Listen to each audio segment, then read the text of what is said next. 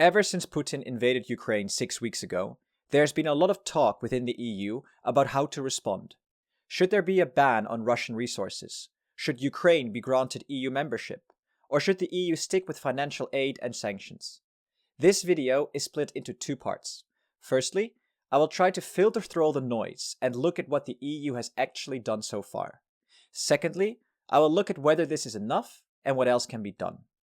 It all started on the 21st of February, where Putin recognized the independence of two pro-Russian breakaway regions in eastern Ukraine. The EU responded 2 days later with the first wave of sanctions: asset freezes and travel bans, ban on EU trade with eastern Ukraine, and restrictions on Russian access to EU capital and financial markets. This didn't deter Putin, though, who launched a full-scale invasion on the 24th of February.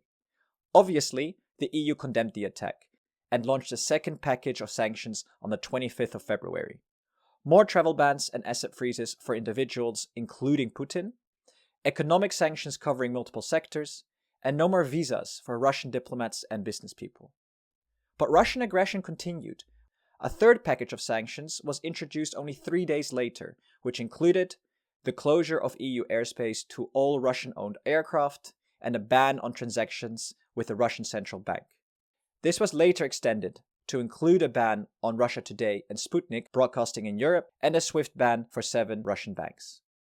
On the 28th, however, the EU also made an unprecedented move and released 500 million euros from the European Peace Facility Fund to help arm the Ukraine. And at the same time, President Zelenskiy also submitted the official EU membership request to the EU. The fighting continued, and by the 2nd of March, Russia had control of a lot of the cities and towns at the border, leading to the EU to adopt a temporary protection scheme for refugees. This granted Ukrainians fundamental rights across the EU for up to 3 years. While the US and the UK banned oil on March the 8th, the EU released yet another round of sanctions, but this time for Belarus, which were very similar to the ones for Russia. By the 15th of March, more than 600 civilians have died, and around 3 million refugees have left Ukraine. As a result, the EU announced a fourth wave of sanctions, including a ban on certain exports to Russia and a ban on new investments into Russian energy.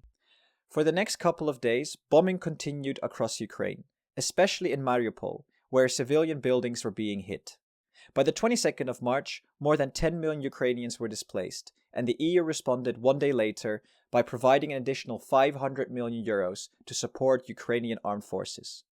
At the end of March, NATO reported that 15,000 Russian soldiers had been killed, and that over 4.1 million refugees had entered Europe. With so many refugees, the EU released up to 17 billion euros to support member states hosting refugees. And of course, there was another round of sanctions, including a ban on importing coal, a ban on Russian vessels at EU ports, a ban on Russian road transport operators entering the EU, and a ban on other imports. So, there you have it. This has been the EU response so far, which brings us to the second part of the video. What else can the EU do?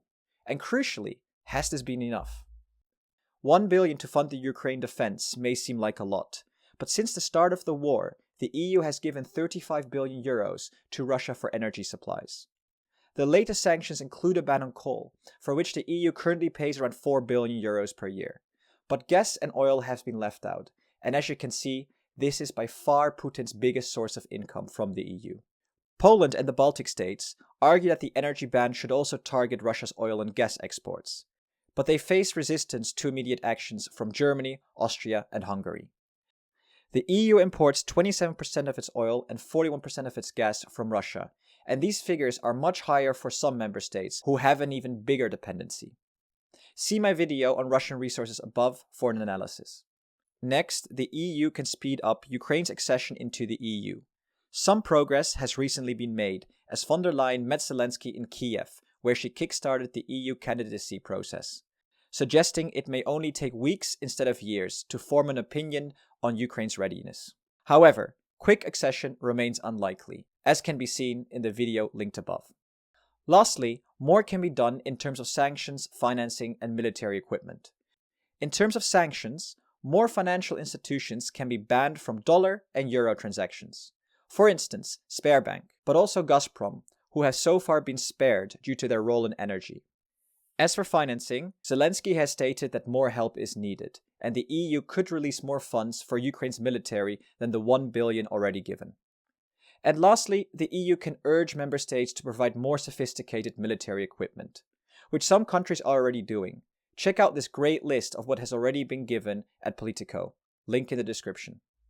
So, within the last 6 weeks, the EU response has been quite significant, but more can be done.